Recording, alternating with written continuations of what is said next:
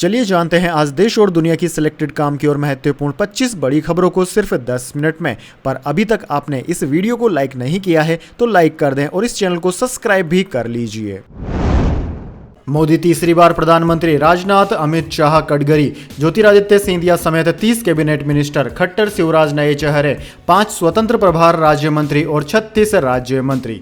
जी हां दोस्तों, नरेंद्र मोदी ने रविवार 9 जून की शाम लगातार तीसरी बार प्रधानमंत्री पद की शपथ ली। वे जवाहरलाल नेहरू के बाद ऐसा करने वाले दूसरे प्रधानमंत्री बन गए। मोदी ने ईश्वर के नाम की शपथ ली। इसके बाद राजनाथ सिंह, अमित शाह, नितिन गडकरी, जेपी नड्डा और शिवराज सिंह चौहान ने शपथ ली। मोदी समेत अब तक 64 मंत्री शपथ ले चुके हैं। वहीं दोस्तों, एनडीए सरकार में मोदी समेत 72 मंत्री बनेंगे। इसमें 30 कैबिनेट मिनिस्टर और 5 स्वतंत्र प्रभार मंत्री और 36 राज्य मंत्री होंगे। शपथ ग्रहण समारोह शाम 7:15 से शुरू हुआ था।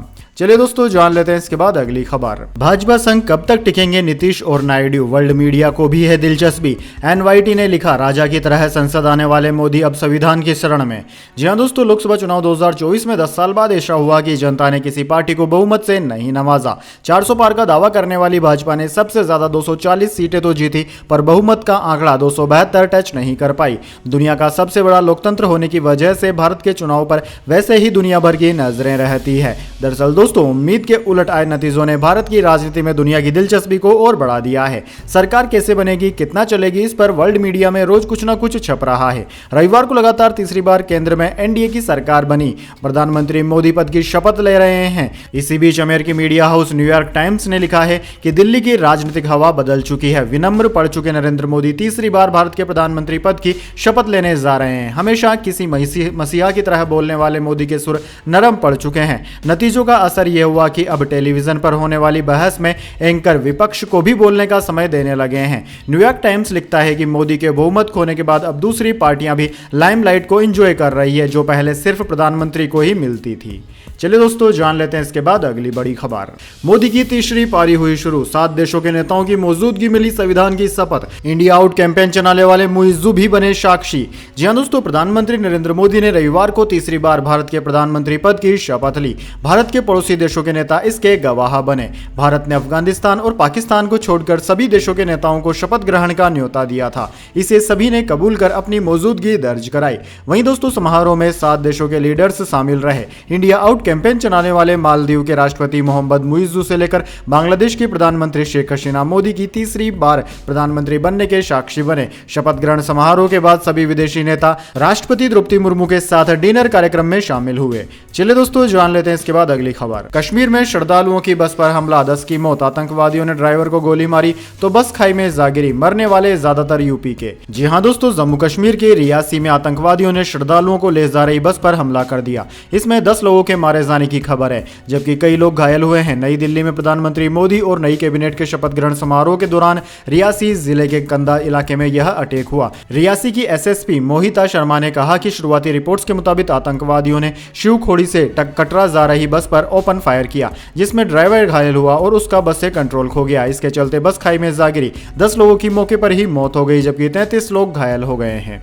चलिए दोस्तों, जान लेते हैं इसके बाद अगली खबर। 6 ब्राह्मण, 3 दलित और ठाकुर। प्रधानमंत्री मोदी ने 31 कैबिनेट मंत्रियों के जरिए किस तरह सादे जातिगत समीकरण, जान लीजिए। जी हां दोस्तों, प्रधानमंत्री मोदी ने रविवार को तीसरी बार प्रधानमंत्री पद की शपथ ले ली। साथ ही राष्ट्रपति द्रौपदी मुर्मू ने राष्ट्रपति भवन में आयोजित भव्य कार्यक्रम में मोदी को पद और गोपनीयता की शपथ दिलाई। मोदी के साथ 31 कैबिनेट मंत्रियों ने भी शपथ ली। इनमें राजनाथ सिंह, अमित शाह, नितिन गडकरी, शिवराज सिंह चौहान, मनोहर लाल खट्टर जैसे तमाम बड़े नाम भी शामिल हैं। वहीं दोस्तों, 31 कैबिनेट मंत्रियों में कौन कौन से जाति के लोग शामिल हैं वह हम आपको बता देते हैं। दरअसल दोस्तों, इस कैबिनेट में 3 ठाकुर, 6 ब्राह्मण, 3 दलित, 1 आदिवासी, 2 सिख, भूमिहार, 2 यादव, 2 पाटीदार, 1 वोकालिंगा और 1 मंत्री खत्री समाज से आने वाले हैं। चलिए दोस्तों, जान लेते हैं इसके बाद अगली बड़ी खबर। करणी सेना के राष्ट्रीय अध्यक्ष को धमकी भरा फोन। सुखदेव गोगामेड़ी जैसा हाल करने की दी धमकी। जी हां दोस्तों, सुखदेव सिंह गोगामेड़ी हत्याकांड के बाद राष्ट्रीय करणी सेना के राष्ट्रीय अध्यक्ष शिव सिंह शेखावत को भी जान से मारने की धमकी मिली है। जयपुर के चित्रकूट में महाराणा प्रताप जयंती समारोह के बीच शिव सिंह शेखावत के पास धमकी भरा कॉल आया। इसके बाद शिव सिंह ने तुरंत पुलिस को सूचना दी, जिसके बाद पुलिस के आला अधिकारी मौके पर पहुंचे और कार्यक्रम को बंद करवाया। मंच पर शिव सिंह को उनके संबोधन के बाद कॉल पाकिस्तानी नंबर से आया और उन्हें एक सप्ताह में मारने की धमकी दी गई है। शिव सिंह शेखावत के अनुसार धमकी देने वाले ने यह भी कहा कि हम तुम्हारा भाषण भी सुन रहे हैं, बहुत जल्द तेरा भी हाल सुखदेव सिंह जैसा करेंगे। उन्हें अंदेशा है कि कोई उनकी रेकी कर रहा है, इसलिए उन्हें पुलिस सुरक्षा दी जाए। घटना के वक्त पूर्व मंत्री और भाजपा नेता राजेंद्र राठौर भी मौके पर मौजूद थे। चलिए दोस्तों, जान लेते हैं इसके बाद अगली खबर। चंद्रबाबू नायडू की पत्नी की दौलत 5 दिन में 535 करोड़ रुपए बढ़ी, बेटे को मिला 237 करोड़ का फायदा। जी हां दोस्तों, चंद्रबाबू नायडू द्वारा स्थापित एक कंपनी ने जोरदार लाभ कमाया। लोकसभा और आंध्र प्रदेश विधानसभा चुनाव में नायडू की पार्टी टीडीपी के अच्छे प्रदर्शन के बाद इस कंपनी को भारी लाभ हुआ। पिछले 5 दिनों में हेरिटेज फूड्स के शेयरों में 55% का उछाल आया। नायडू की पत्नी नारा भुवनेश्वरी, जो कि इस कंपनी में प्रमोटर है, के शेयरों में 535 करोड़ रुपए की बढ़ोतरी हुई। चुनाव के नतीजे घोषित होने के कुछ घंटे पहले 3 जून को शेयर 424 रुपए पर कारोबार कर रहा था। शुक्रवार को हेरिटेज फूड्स का शेयर 661.25 रुपए पर पहुंच गया। चंद्रबाबू नायडू ने सन 1992 में हेरिटेज फूड्स की स्थापना की थी। कंपनी की वेबसाइट इसे भारत में सबसे तेजी से बढ़ती सार्वजनिक सूचीबद्ध कंपनियों में से एक बताती है। चलिए दोस्तों, जान लेते हैं इसके बाद अगली बड़ी खबर। सुप्रीम कोर्ट पहुंची 20,000 स्टूडेंट्स की अर्जी, कट ऑफ, ग्रेस मार्क्स और सीसीटीवी समेत कई सवाल। दरअसल दोस्तों, देश भर के स्टूडेंट्स नीट स्कैम की बात कर रहे हैं। करीब 20,000 स्टूडेंट्स ने कोटा के शिक्षाविद नितिन विजय के जरिए सुप्रीम कोर्ट के लिए अपनी अर्जी दी है, जिसमें उन्होंने मांग की है कि नीट दोबारा हो या ग्रेसिंग मार्क्स खत्म किया जाए। मोशन एजुकेशन के संस्थापक और सीईओ नितिन विजय ने रविवार को बताया कि नीट एग्जाम में अनियमितताओं को लेकर मोशन की ओर से चलाए जा रहे डिजिटल सत्याग्रह के तहत करीब 20,000 स्टूडेंट्स ने अपनी शिकायत दी है। इसके मद्देनजर वे शनिवार को याचिका लेकर दिल्ली गए थे। यह सोमवार को सुप्रीम कोर्ट में दायर होगी। याचिका में स्टूडेंट्स ने कई सवाल उठाए हैं, जैसे इस बार ऑल इंडिया फर्स्ट रैंक पर 67 स्टूडेंट्स रहे, पहली रैंक पर इतनी बड़ी संख्या में स्टूडेंट्स कैसे आ गए? स्टूडेंट्स को 720 में से 718 या 719 नंबर कैसे दिए गए? क्योंकि स्टूडेंट सारे सवाल सही करता है तो 720 नंबर मिलते हैं, और एक भी अगर गलत होता है तो माइनस मार्किंग की वजह से अधिकतम 715 नंबर ही मिलते हैं, और सवाल को छोड़ने पर 716 अंक मिलते हैं। एनटीए की तरफ से 14 जून को रिजल्ट जारी होने की संभावित डेट बताई गई थी, लेकिन 10 दिन पहले ही 4 जून की शाम को परिणाम जारी कर दिया गया। इसकी क्या वजह है? चलिए दोस्तों, जान लेते हैं इसके बाद अगली बड़ी खबर। दिल्ली वाटर क्राइसिस, उपराज्यपाल और जल मंत्री आतिशी के बीच कल बैठक, जल संकट पर होगी बात।